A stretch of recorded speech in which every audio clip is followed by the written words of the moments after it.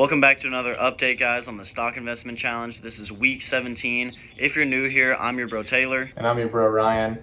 All right, let's go ahead and jump into it, guys. This week, I bought into Walt Disney Company.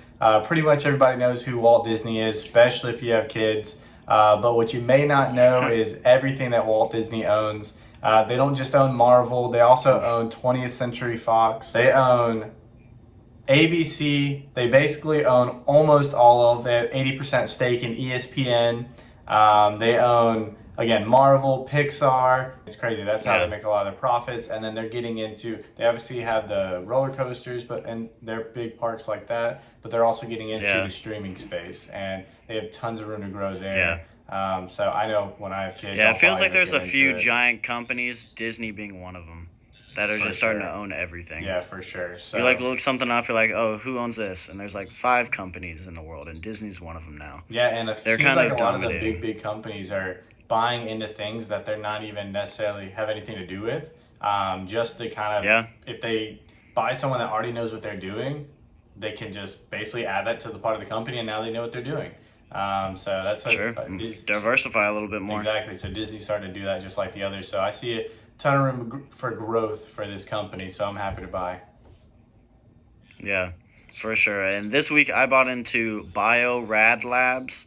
That's an American developer and manufacturer of like specialized technological products used for a lot of like life science research and clinical diagnostic markets.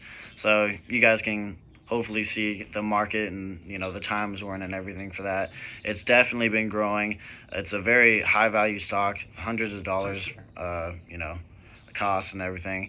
And this week I did want to point out that we did buy in $125. This is the first week in March, so we increased the buy amount like we said we were going to do, guys. So this week we bought in more than we have prior.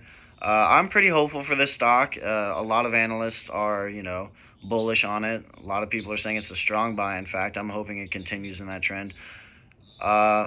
It's started to kind of waver a little bit from the insane growth it was, but I still expect it to go up. So I'm very hopeful for this guy. Yeah, another company with a lot of potential. So to jump into the next part of the video, our biggest winners and losers. This week, my biggest winner was Plug Power. They were, I think last week and the week before, they were also my biggest winner. But this week alone, they went up a little over $10. And they did the other week as well. So they're up, I think, a little over $20 total, if I remember correctly. That's pretty much, that's good. I have majority of my stocks in the red overall, but Plug Power is pulling everybody back. as long as there's no bad news that happens with Plug Power, they're the ones keeping me strong. And then my biggest loser of the week is actually Delta. Which kind of makes sense with the whole Russia thing.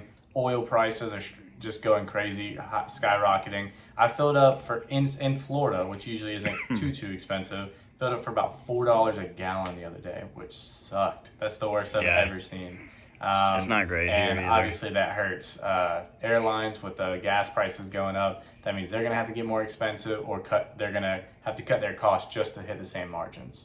So we'll see what happens in the future, but usually Delta's been doing pretty good for the portfolio, so that kind of, since they were my biggest loser, that also brought the portfolio down pretty good. Yeah, and my biggest winner kind of correlates into that. My biggest winner was Chevron, one of these giant oil companies. Yeah. It went up about $9 in value for me this week. The stock itself went up almost about 15% this past week, which is really good. Yeah. That's kind of no surprise with everything going on now, Russia, Ukraine, oil prices. It's kind of to be expected. It's, a great for my portfolio. Right now, or this past week, I was about half and half. I think like 8 winners, 8 losers. So I'm pretty even on who's going up and who's going down for this past week. Overall, obviously, my market value is still down.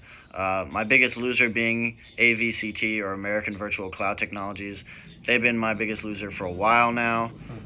They didn't go down like a drastic amount. I think it was like $4, but they're still on that downward trend, so that's a bit of a bummer. I was kind of hopeful for these guys, but hey, if you guys watch our YouTube shorts and you guys watch our TikTok, right around when the whole Russia-Ukraine started happening, the conflicts, I posted a quick clip, like what stocks are really going to do well. And in that, I did mention Chevron. So just saying, like, you see what's happening here. Quick, like news updates are much easier on the TikTok, Twitter, YouTube Shorts than it is to make a whole video and edit it. So if you guys want quick tips, Yeah. up-to-date news, all that stuff, definitely go check those videos out, and always follow us and like, because then you'll get more of those videos on your channel for current events and such.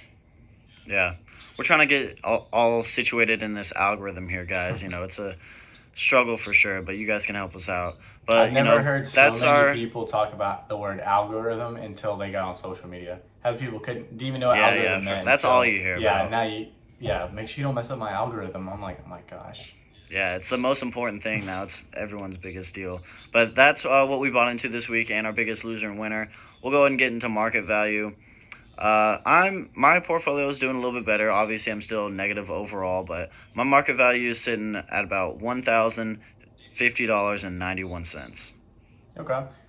So if you guys are keeping up with all the videos, we'll obviously post the graph at the end like we always do. But we currently should be sitting at about $1,150 to be even overall. But as Taylor said, he's negative overall, and I am myself as well. But getting a little bit closer, I'm sitting at $1,112.95. So I'm super close. Yeah. I had a rough day the other day. So still a bit of a separation. Hurt. Yeah, still a bit of a separation in our market values. Nothing crazy, nothing that I don't think can be overcome. You know, I'm hopeful still. The stocks that I kind of have as losers, some of them I think will kind of be that way, like AMC. But some of these I think will make a slight recovery. Whether or not it's in time by the time this competition ends is actually my biggest concern. Yeah, same here, same. That's where we're sitting at now. So we're in the month of March, obviously. That's how we increased our buy-in. And then our last increase is going to be in April, and then the competition's over at the end of April. So we'll see what happens.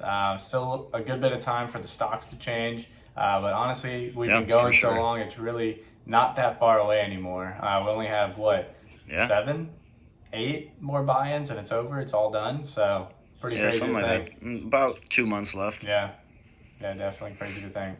But yeah, as crazy always, times, guys. Thanks for watching. We obviously love doing these videos. We love your feedback. If you have any ways to improve these videos, if you even watch these videos, we'd love to know. Just leave a comment. Let us know you watched the video and you had a good time. You enjoyed it, and we have more content